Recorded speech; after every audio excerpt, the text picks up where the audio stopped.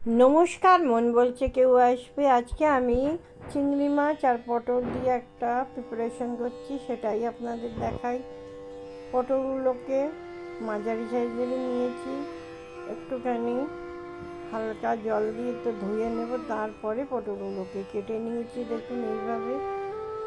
আর মশলা কি নিয়েছি, দই আর টমেটো,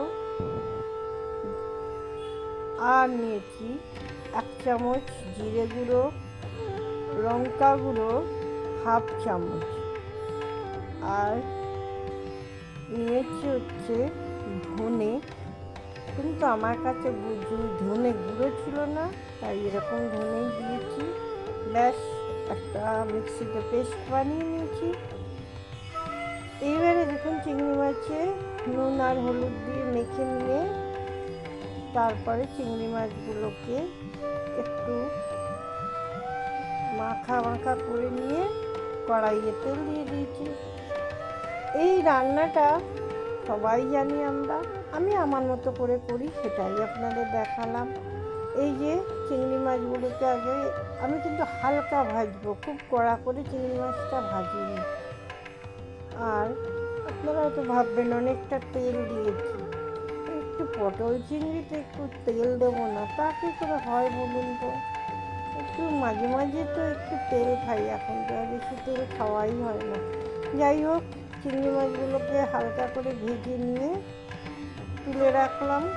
ওই তেলেই, কোনো ফোড়ন দিইনি কিন্তু আমি, পটলগুলোকে হালকা করে না বেশ ভাজা ভাজাই করবো।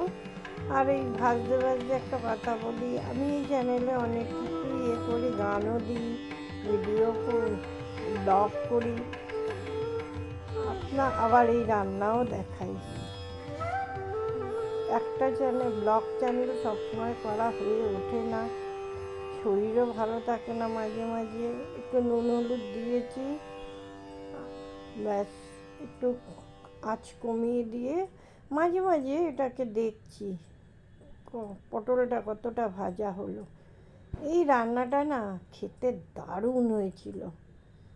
মশলাটা দিয়ে দিলাম, যেটা দেখালাম আপনাদের। এবারে এইটা একটু কষাতে থাকবো, অল্প আঁচেই কষবে, মাঝে মাঝে একটু চেক করে দেখছি। আর তারপরে আস্তে আস্তে নুনও একটু আরেকটু দিলাম, কারণ আমি একটু দেখলাম খেয়ে একটু নুন কম লাগছে। আর এবারে আপনারা জানেন আমি বাতাসা দিয়ে খাই, চিনি খাই না, তাই 2টো বাতাসা দিলাম আর চিংড়ি মাছগুলোকে দিয়ে দিলাম। একবার এইভাবেও রান্না করে দেখুন, জানি অনেকেই জানেন এই রান্না, কিন্তু খেতে দারুণ হয়েছিল। অল্পই বানিয়েছিলাম, যাই হোক, হয়ে গেল। মশলার জলটা দিয়ে এবারে একটুখানি ফুটবে, ফোটার পরে আবার আসছি, দেখাচ্ছি আপনাদের। এই যে ঢাকাটা মাঝে মাঝে দিয়ে রাখছি আর গ্যাসটা কমিয়ে দিচ্ছি। মোটামুটি হয়ে গেছে। এবারে একটু গরম মশলা দিয়ে দিলাম। আর এই রান্নায় একটু ঘি দেব না, হয় নাকি? অল্পই ঘি দিয়েছি, বেশি ঘি দিইনি। এই যে খুবই অল্প ঘি দিয়েছি। হয়ে গেল পটল চিংড়ি। একবার এইভাবেও বানিয়ে দেখুন। আর একটাই কথা আমি বারবার বলি, ভালো থাকবেন, সকলকে ভালো রাখার চেষ্টা করবেন। আজকের মতো আসি, টাটা।